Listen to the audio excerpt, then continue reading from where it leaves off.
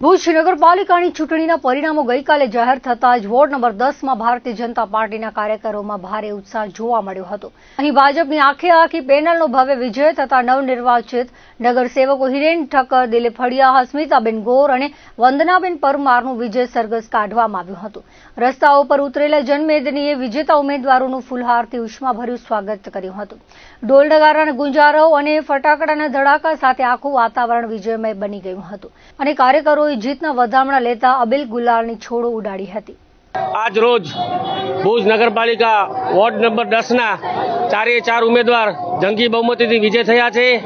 એના ભાગરૂપે આજે અમે વોર્ડ નંબર 10ના વિસ્તારમાં અલગ અલગ સોસાયટીમાં મંદિરોના દર્શન કરી આગેવાનોને મળી અને વિજય સરઘસનું આયોજન કર્યો છે અને વોર્ડ નંબર 10ના 4 ઉમેદવાર વતી અમે સૌ જે મતદારોએ ભારતીય જનતા પાર્ટીના ઉમેદવારોમાં વિશ્વાસ રાખ્યો છે એનો આભાર વ્યક્ત કરીએ છીએ અને ખાતરી પણ આપીએ છીએ કે વોર્ડ નંબર 10ના 4 ઉમેદવારો કોઈ પણ વિકાસ કામ હશે એ યુદ્ધના ધોરણે કામગીરી પૂર્ણ કરશે। હું વોર્ડ નંબર 10માં મારો ભાઈ તથા દિલીપભાઈ હળિયા, પરમારબેન અને હસ્મિતાબેન 4 જણા ઊભા હતા।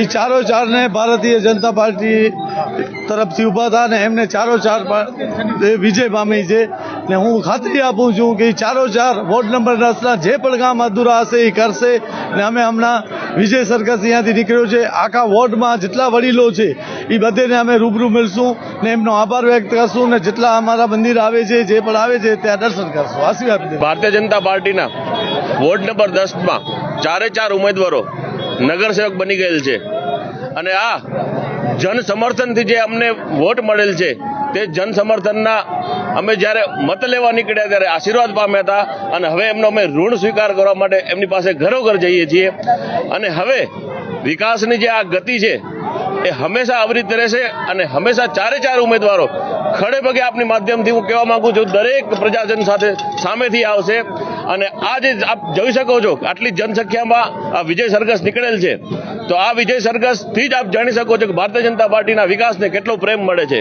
આજ રોજ ભુજ નગરપાલિકાના સ્થાનિક સ્વરાજ્ય ચૂંટણીમાં વોર્ડ નંબર 10માં ઉમેદવારોએ 4 જંગી બહુમતીથી જીત મેળવી છે। સંપૂર્ણ ભારતીય જનતા પાર્ટીના ઉમેદવારો જ્યારે કાઉન્સિલર તરીકે સ્થાપિત થયા છે ત્યારે વોર્ડ નંબર 10ની અંદર અધૂરા રહેલા કામો સંપૂર્ણપણે પૂરા કરશે।